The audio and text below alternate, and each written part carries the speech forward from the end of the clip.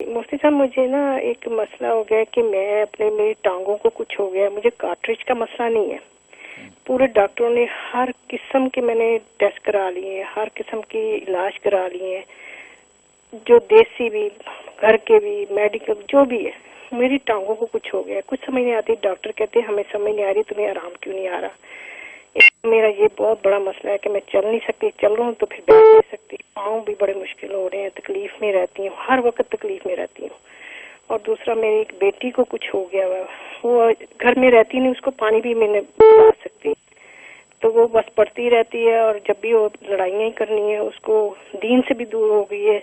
पता नहीं क्या हो गया उसको, समझ नहीं आ रही मुझे। तो इस दोनों चीजों के लिए मुझे कुछ दे दें प्लीज। जज़ाकल्लाह। इसके लिए जो है वो नोट कर लें, आपकी टांगों की तकलीफ के लिए सूरज जिलजाल जो है ये रोजाना 11 मरतबा सुबह शाम 2 टाइम पढ़नी है आपने। अव्वल आखिर 3 मरतबा दुरूशी पढ़ लें, यानी दुरूद इब्राहिमी नमाज वाला ये पढ़ के आपने अपनी टांगों पे दम करना है। अगर कद्दू का तेल यानी लौकी का तेल मिल जाए तो बहुत अच्छा है, वरना ये कि जैतून के तेल पे दम करके वो जो भी टांगों का मुतासरा हिस्सा उसके ऊपर मालिश करें। ये आपने 41 डेज करना बिला नागा, इंशाल्लाह बहुत जबरदस्त है। और वो थोड़ा सा तेल चाट भी लिया करें, इंशाल्लाह आपकी टांगें बहाल हो जाएंगी, आपका चलना दुरुस्त हो जाएगा।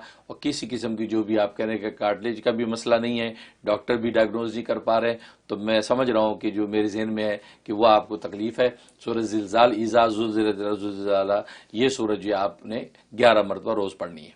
और बाकी बेटी के हवाले से सूरह काफिरून 7 मरतबा रोजाना पढ़ के उस बेटी को तसव्वुर में ला के उसके ऊपर दम कर देना है। और ये आपने 71 डेज की नियत से शुरू करना है। इंशाअल्लाह अल्लाह उसके दिल और दिमाग को नेकी और तकवे पर कायम कर देंगे।